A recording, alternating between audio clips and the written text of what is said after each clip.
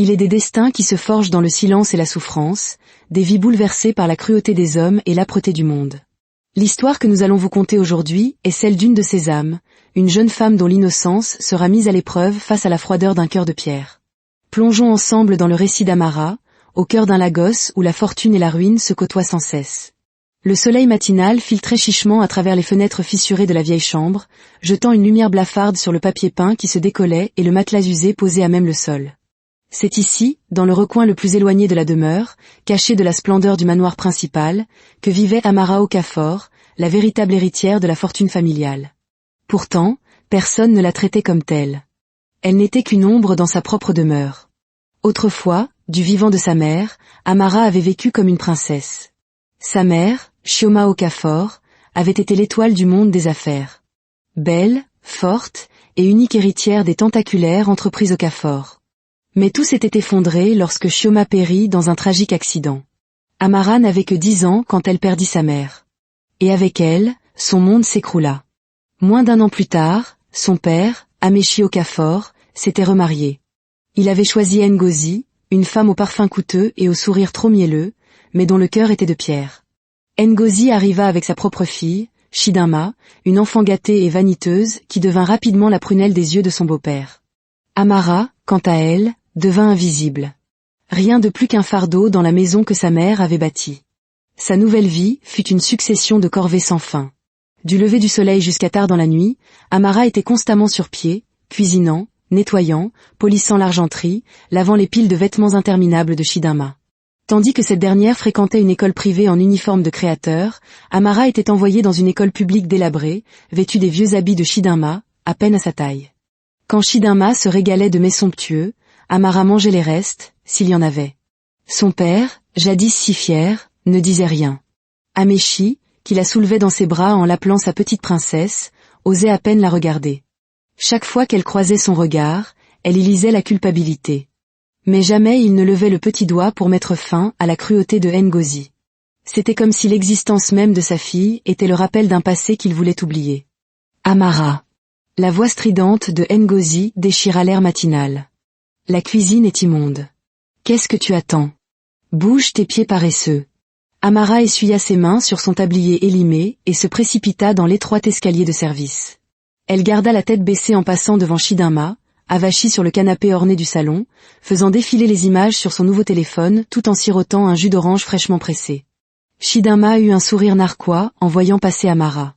N'oublie pas le linge, la servante, lança-t-elle avec mépris, jetant un pull en boule à ses pieds. Amara se pencha pour le ramasser sans un mot. Elle avait appris depuis longtemps que discuter ne faisait qu'empirer les choses. Alors qu'elle frottait le sol de la cuisine à genoux, elle entendit Ngozi parler fort dans la pièce voisine, délibérément à portée de voix. Je ne sais pas pourquoi Amechi la garde ici. Elle ne sert à rien, c'est un cas de charité. Elle devrait être reconnaissante que nous ne l'ayons pas jetée à la rue. La faible voix d'Amechi marmonna quelque chose en réponse, mais Amara ne comprit pas. Elle n'en avait pas besoin. Il ne ferait rien. Il ne faisait jamais rien. Des larmes brûlantes piquèrent ses yeux, mais elle les chassa d'un clignement rageur. Pleurer ne résolvait rien. Elle s'était fait une promesse silencieuse. Un jour, elle quitterait cette maison et ne regarderait jamais en arrière. Mais les rêves semblaient si lointains quand la réalité vous enchaînait. La nuit tombée, Amara s'assit près de sa petite fenêtre, serrant ses genoux contre sa poitrine. De là, elle pouvait voir les vastes terres du domaine Okafor, les jardins que sa mère avait autrefois entretenus avec amour. Ils étaient maintenant envahis par les mauvaises herbes, à l'image de sa propre vie. Elle murmura dans l'obscurité, « Maman, tu me manques ». Le vent fit bruisser les arbres au dehors, comme pour lui répondre. Pendant ce temps, de l'autre côté de l'île de Lagos, dans un gratte-ciel scintillant sous le ciel nocturne, une autre âme menait ses propres batailles silencieuses. Obinna Wosu, le PDG impitoyable de Wosu Holdings, contemplait la ville depuis les baies vitrées de son bureau Penthouse. Son empire s'étendait sur tout le pays. Hôtels, entreprises technologiques, empires immobiliers, tout était sous son commandement. Pour le monde, il était intouchable, puissant, sans cœur. Mais derrière la légende se cachait un homme brisé. 2 ans plus tôt, un terrible accident de voiture avait tout changé. Obinna était resté partiellement paralysé, confiné à un fauteuil roulant, physiquement diminué bien que son esprit fût plus affûté que jamais. Sa fiancée de longue date l'avait abandonné peu après, incapable de supporter un avenir lié à un invalide. Depuis, Obina vivait dans l'isolement, entourée de richesses mais dénuée de chaleur humaine. Et pourtant, ce soir-là, en sirotant son whisky et en fixant l'horizon scintillant de la ville, un plan glacial se dessinait dans son esprit. Un plan qui allait changer sa vie à jamais. Un plan qui impliquait un mariage. Pas d'amour, il ne croyait plus en ses sottises, mais un contrat, une transaction. Obina sourit amèrement. Qu'il vienne ramper jusqu'à lui. Il était prêt. Le manoir des Okafor, autrefois symbole de prestige et de vieille fortune, commençait à montrer des fissures, non seulement dans ses murs, mais aussi dans ses fondations. Amechi Okafor était assis dans son bureau privé, la tête entre les mains. Des piles de factures impayées, d'avis de saisie et de lettres de menaces de la banque jonchaient son bureau. Son empire commercial autrefois florissant, un mélange d'immobilier, de contrats pétroliers et de sociétés de négoce, s'effondrait plus vite qu'il ne pouvait le sauver. Tout avait commencé par quelques mauvais investissements, puis une récession économique, suivie d'une série de procès qui avaient drainé le peu de liquidité qui lui restait. Maintenant, il se noyait. Les rumeurs en ville se faisaient chaque jour plus insistantes. Les Okafor sont finis. Leur richesse n'est que de la poudre aux yeux. Ils sont au bord de la disgrâce. Et au milieu de cette lente déchéance, les soi-disant amis d'Amechi avaient tous disparu. Chaque appel à l'aide était soit ignoré, soit poliment refusé. Tu aurais dû être plus malin, lui avait lancé un ancien associé au téléphone. Tu as épousé un passif. Cet Ngozi et sa fille dépensent plus vite que tu ne peux gagner. Amechi savait que c'était vrai, mais il n'avait pas la force de l'admettre. Au lieu de cela, il laissait Ngozi continuer à organiser des fêtes somptueuses, acheter des vêtements de marque pour Shidama, et à prétendre que leur vie n'avait pas changé. Pendant ce temps, dans l'ombre, Amara continuait de travailler comme une esclave, ignorée et mal aimée. Un après-midi étouffant, après une autre réunion humiliante avec un directeur de banque, Amechi rentra chez lui d'une humeur massacrante. Ngozi l'attendait dans le salon, sirotant du vin dans une robe de chambre en soie, son téléphone à la main, tandis que Shidama essayait de nouvelles tenues commandées en ligne. « Alors, comment ça s'est passé ?» demanda paresseusement Ngozi, sans lever les yeux. Amechi laissa tomber l'épais dossier qu'il portait sur la table basse. « Nous sommes finis, dit-il sèchement. Si nous ne trouvons pas un investisseur ou un partenaire immédiatement, l'entreprise, la maison, tout sera perdu. » Shidama poussa un cri d'orfraie. « Quoi ?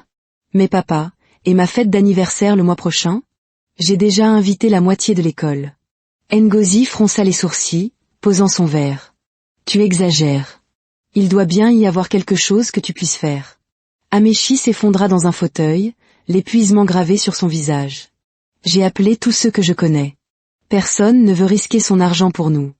Ils disent que je ne suis plus fiable. » La pièce plongea dans un silence pesant.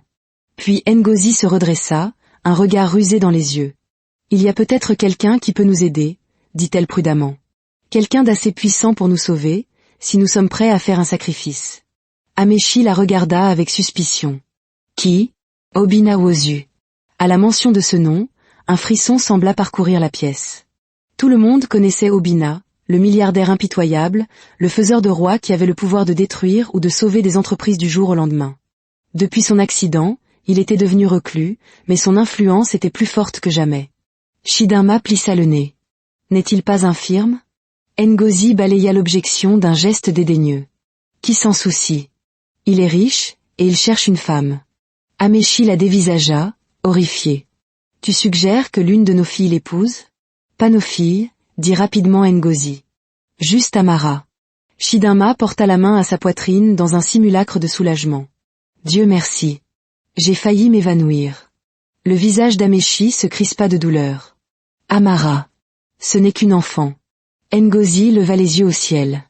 Elle a 18 ans, elle est en âge de se marier. D'ailleurs, à quoi nous sert-elle ici ? Elle n'est même pas de mon sang. C'est la fille de Chioma, pas la mienne. Qu'elle se rende utile pour une fois. Amechi détourna le regard, le cœur inondé de honte. Mais au fond de lui, il se savait piégé. Sa fierté, son héritage, sa réputation, tout cela ne tenait qu'à un fil. Et c'est ainsi que la décision fut prise, sans consulter Amara, sans même lui donner le choix. Ce soir-là, alors qu'Amara finissait de laver la vaisselle du dîner, Ngozi la convoqua au salon. « Amara, dit-elle d'une voix mielleuse, trop mielleuse, ton père et moi avons une bonne nouvelle pour toi. » Amara essuya ses mains humides sur sa jupe et se tint immobile, méfiante. « Tu vas te marier. » Amara se fija. « Marier ?» Ngozi sourit comme un serpent. Oui. Avec un homme très riche. Un homme qui prendra soin de toi. N'est-ce pas merveilleux? L'estomac d'Amara se noie. Mais je ne le connais même pas. Et mon école? Cela n'a aucune importance, dit Ngozi, sa voix se durcissant. Tu fais cela pour ta famille. La famille a besoin que tu assumes ton rôle de fille aînée. Elle se tourna vers Amechi, qui était affalé dans son fauteuil, incapable de croiser le regard de sa fille. Des larmes montèrent aux yeux d'Amara, mais elle se força à rester forte. Quand? Murmura-t-elle. La semaine prochaine, dit Ngozi en frappant dans ses mains de satisfaction. Commence à faire tes bagages. Tu emménages chez ton mari immédiatement après le mariage. Cette nuit-là, Amara regagna sa minuscule chambre, hébétée. Les murs semblaient se refermer sur elle. L'air était trop lourd pour être respiré. Allongée sur son matelas, elle fixait le plafond fissuré, le cœur brisé. Personne ne lui avait demandé son avis. Personne ne s'en souciait. Elle n'était qu'un pion pour eux. Une monnaie d'échange pour sauver un navire en perdition.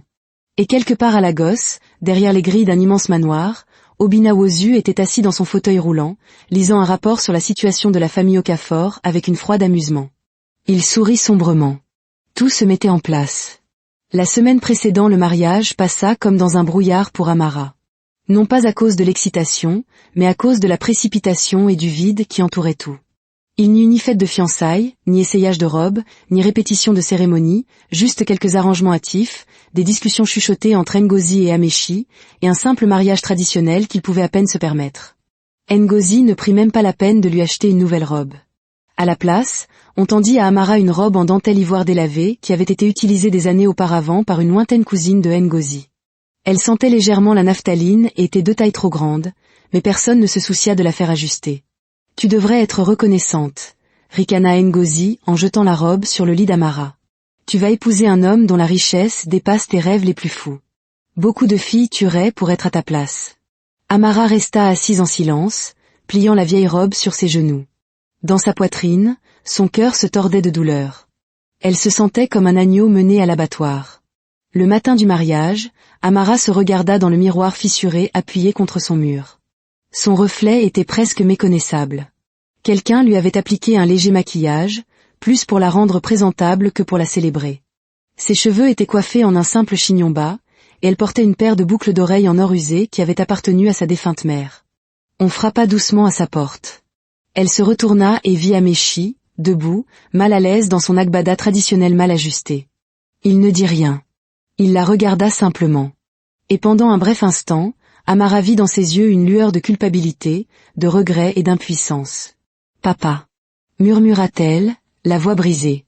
Mais Amechi se racla la gorge et détourna le regard. « Il est temps » dit-il sèchement. Et ainsi, le dernier espoir d'Amara s'effondra. Le mariage eut lieu dans une petite salle communale en périphérie de Lagos, loin de la splendeur que le nom Okafor commandait autrefois. Quelques personnes du cercle d'affaires d'Amechi étaient présentes, principalement par curiosité, non par affection. Amara était assise à côté d'Obina, son nouveau mari, qui fut amené dans son fauteuil par 2 gardes du corps à l'allure impeccable. Il portait un élégant agbada vert foncé, et malgré sa position assise, il dégageait une aura de pouvoir et d'autorité froide. Il ne lui jeta pas un seul regard pendant toute la cérémonie. Son visage était indéchiffrable, taillé dans la pierre, ne trahissant aucune émotion. Amara pouvait à peine respirer sous le poids de l'humiliation et de la tristesse. Quand vint le moment des vœux, sa voix trembla si fort que l'officiant dut répéter les mots 2 fois avant qu'elle ne parvienne à dire « Oui, je le veux ». La voix d'Obina, en revanche, était ferme et assurée. « Oui, je le veux ». La signature des registres fut un acte mécanique, presque une transaction commerciale. Il n'y eut ni baiser, ni applaudissements, juste un murmure poli tandis que l'accord était scellé. Le soir venu, Amara fut conduite dans un SUV noir, ses quelques affaires entassées dans une petite valise, loin de la seule maison qu'elle ait jamais connue. Personne ne la serra dans ses bras pour lui dire au revoir. Personne ne versa une larme. Chidinma lui fit même un signe de la main moqueur alors que la voiture s'éloignait. « Bonne chance, femme d'infirme » cria-t-elle en riant. Amara regarda par la vitre teintée, la vision brouillée par les larmes. Son cœur semblait avoir été arraché de sa poitrine. Elle était seule, absolument et complètement seule. La voiture serpenta à travers les riches quartiers d'Ikoyi, passant devant de hautes demeures blanches, des pelouses manucurées et des domaines gardés. Finalement, ils arrivèrent à un immense manoir, la demeure d'Obina. Les grilles en fer forgé noir s'ouvrirent silencieusement et le SUV remonta la longue allée bordée de grands palmiers et de fontaines en marbre. La maison elle-même était massive, un palais moderne avec de hauts murs de verre, de grands balcons et des jardins tentaculaires. Alors qu'ils s'arrêtaient, une équipe de personnel domestique en uniformes élégants sortit à leur rencontre. Ils s'inclinèrent respectueusement devant Obina, tandis que les gardes du corps l'aidaient à passer de la voiture à son fauteuil roulant. Amara sortit lentement, serrant sa petite valise contre sa poitrine, se sentant complètement déplacée. Obina tourna enfin ses yeux froids vers elle, l'étudiant en silence pendant un long moment. « Tu vivras ici désormais », dit-il sèchement. Sa voix était profonde, autoritaire, ne laissant aucune place à la discussion. « Tu auras ta propre chambre. Tu suivras les règles de la maison, et tu respecteras ma vie privée. » Amara hocha la tête sans un mot, la gorge trop serrée pour parler. Sans un autre mot, Obina se dirigea vers la grande entrée, la laissant seule près de la voiture, le vent tirant sur sa fine robe. Une femme de chambre s'approcha, prenant sa valise avec douceur. « Par ici, madame », dit-elle gentiment. Tandis qu'Amara suivait la domestique à l'intérieur du manoir, elle sentit les lourdes portes se refermer derrière elle, scellant son destin. Elle était maintenant madame Amara Wosu. Mais quel genre de mariage serait ce? Elle n'en avait aucune idée. Tout ce qu'elle savait, c'est que sa vie ne serait plus jamais la même. Le manoir était silencieux. Si silencieux qu'Amara pouvait entendre le léger claquement de ses sandales résonner sur le sol en marbre alors qu'elle suivait la femme de chambre dans le grand hall. L'endroit était magnifique, plus luxueux que tout ce qu'elle avait jamais vu. Mais il semblait froid, comme un musée. Ce n'était pas un foyer. C'était une prison dorée. La femme de chambre, une femme plus âgée nommée Mama Ada, fut assez aimable pour lui faire une brève visite. Le manoir avait 3 étages, un cinéma privé, une bibliothèque, des piscines intérieures et extérieures, et d'innombrables salons vides décorés de meubles importés. « Vous séjournerez ici, madame », dit Mama Ada en ouvrant la porte d'une chambre d'amis au 2e étage. La pièce était grande, bien plus grande que tout son coin dans la maison au Cafort. Elle avait un lit queen size avec des draps crème doux, une grande fenêtre donnant sur les jardins, et une salle de bain privée. Amara posa sa petite valise sur le sol et resta debout, maladroite, ne sachant que faire. « La chambre de maître Obina est au rez-de-chaussée », dit Mama Ada à voix basse. « Il n'aime pas être dérangé, à moins qu'il n'appelle. » Amara hocha la tête tranquillement. « Si vous avez besoin de quoi que ce soit, sonnez simplement la cloche près de la porte », ajouta Mama Ada avec un sourire bienveillant. « Bienvenue dans votre nouvelle maison. » Amara esquissa un petit sourire forcé. « Merci. » Après le départ de Mama Ada, Amara s'assit sur le bord du lit, les mains tremblantes sur ses genoux. Elle était mariée depuis moins de 6 heures. Elle vivait maintenant sous le même toit qu'un homme qu'elle connaissait à peine, lié à un avenir qu'elle n'avait pas choisi. Elle se sentait comme une étrangère dans sa propre peau. Des larmes brûlèrent derrière ses yeux, mais elle les refoula farouchement. Elle avait assez pleuré dans son ancienne vie. Pleurer ne l'aiderait pas maintenant. Elle devait survivre à cette nouvelle vie. Les jours se transformèrent en semaines. Amara s'installa dans une routine solitaire et mécanique. Obina restait principalement seul. Il passait la plupart de son temps dans son bureau ou à tenir des réunions avec ses assistants. Parfois, elle l'apercevait traversant les larges couloirs dans son fauteuil, se déplaçant rapidement et efficacement, son visage un masque de froideur. Ils se parlaient à peine. Le matin, Amara aidait à préparer son petit déjeuner, même s'il y avait plus qu'assez de personnel pour le faire. Elle vérifiait s'il avait besoin de quelque chose, mais il la congédiait souvent d'un bref hochement de tête. À midi, elle se promenait dans le jardin, feignant de ne pas sentir les regards insistants des gardes de sécurité. Le soir, elle lisait seule dans sa chambre, attendant que le sommeil l'emporte loin du vide. Obina ne l'invita jamais dans son espace personnel. Il ne la toucha jamais. C'était comme si elle était invisible pour lui, tout comme elle l'avait été dans la maison au Cafort. Mais contrairement à là-bas, ici la solitude était plus lourde, car au fond d'elle, elle avait espéré, peut-être follement, que le mariage pourrait lui offrir une chance d'avoir quelque chose de différent, une chance d'être désirée. Au lieu de cela, elle n'était rien de plus qu'une obligation, une épouse sacrificielle. Un soir, environ 1 mois après leur mariage, Amara était assise sur le balcon de sa chambre, regardant le coucher du soleil. Le ciel était une toile ardente d'orange et de pourpre. La dernière lueur du jour s'estompait lentement dans la nuit. Elle se serra dans ses bras, sentant la brise fraîche caresser sa peau. Était-ce à cela que le reste de sa vie allait ressembler? Vivre dans une cage dorée, mariée à un homme qui ne la voyait même pas. Elle ne réalisa que quelqu'un s'était approché qu'en entendant le doux roulement des roues contre le sol en marbre. Elle se tourna et vit Obina qui l'observait à distance. Pendant un instant, aucun d'eux ne dit rien. Le vent portait l'odeur de la pluie fraîche des jardins en contrebas. Amara se leva maladroitement, ne sachant si elle devait s'incliner, le saluer ou partir. « Vous n'avez pas besoin de vous lever », dit Obina, sa voix basse. Elle hocha la tête et se rassit, joignant fermement ses mains sur ses genoux. Obina s'approcha, s'arrêtant à quelques mètres. Ses yeux sombres l'étudiaient dans la lumière déclinante. « Vous vous adaptez ?» demanda-t-il après un long silence. C'était la première vraie question qu'il lui posait depuis leur mariage. Amara déglutit. « J'essaie, monsieur. » Il haussa légèrement un sourcil au mot « monsieur », mais n'en dit rien. Un autre silence s'étira entre eux. Puis Obina se pencha en arrière dans son fauteuil.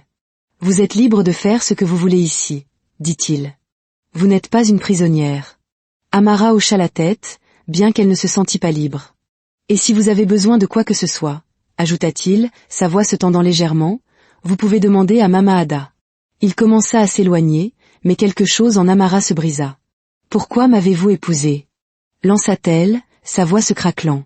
Obina s'arrêta, le dos tourné. Pendant un instant, elle crut qu'il ignorerait sa question. Mais il se tourna légèrement, son visage caché dans l'ombre. « Parce que j'avais besoin d'une épouse, » dit-il simplement. Et sur ce, il s'éloigna, laissant Amara de nouveau seule avec ce sentiment de naufrage dans sa poitrine. Ce n'était pas de l'amour. Ce n'était même pas de l'affection.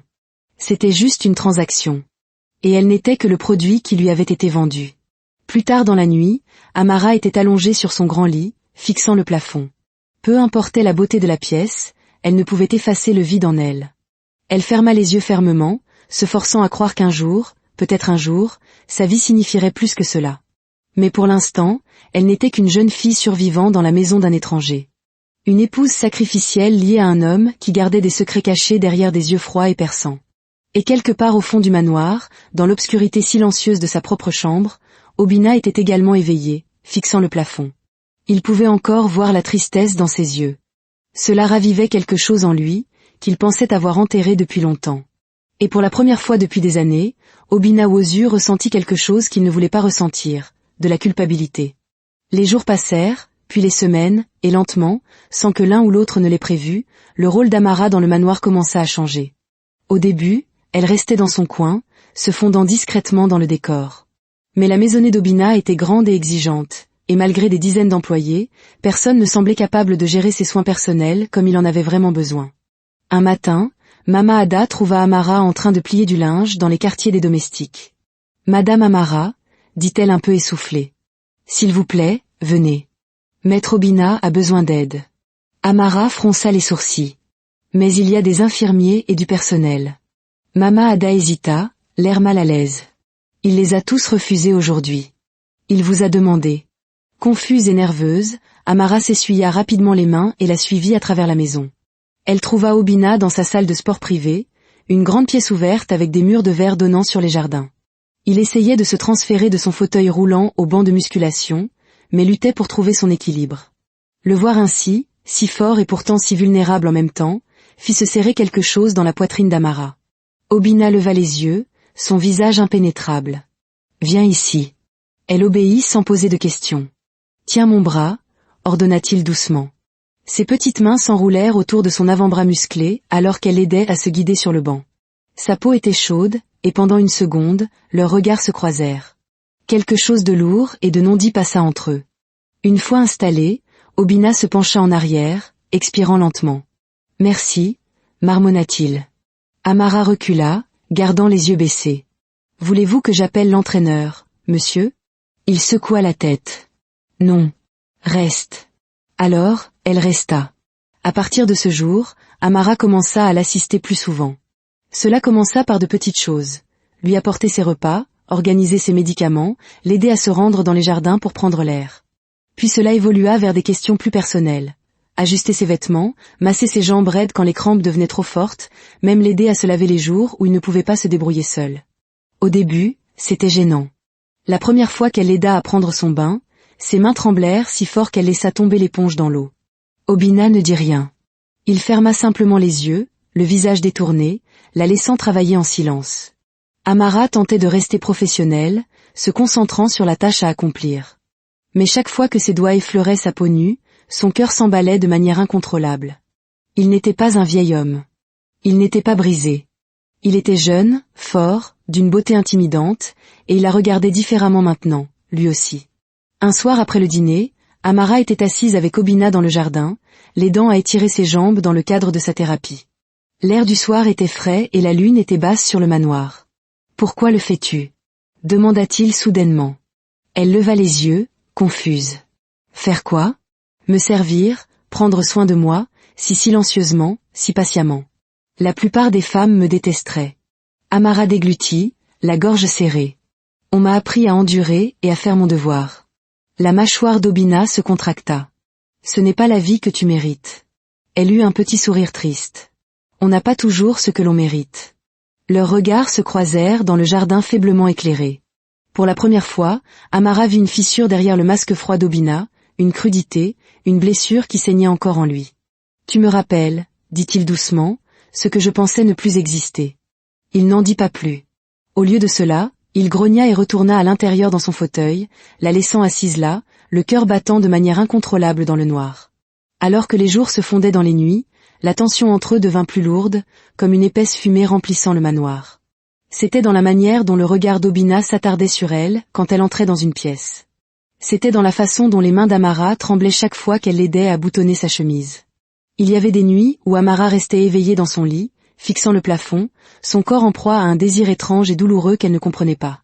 Et il y avait des nuits où Obina restait éveillée dans son bureau, agrippant fermement les roues de son fauteuil, luttant contre des pulsions qu'il n'avait pas ressenties depuis des années. Il la désirait ardemment, mais il ne pouvait pas se permettre de la toucher. Pas encore. Car une fois cette ligne franchie, il n'y aurait pas de retour en arrière. Et Obina Wosu ne faisait jamais les choses à moitié. Soit il s'appropriait quelque chose entièrement, soit pas du tout. Ainsi s'achève ce chapitre de la vie d'Amara, une épouse sacrifiée dans un palais de silence. Entre le devoir et un désir naissant, entre la solitude et une proximité troublante, un nouveau chemin se dessine. Mais ce chemin sera-t-il celui de la guérison ou d'une souffrance plus profonde encore ? Seul l'avenir le dira.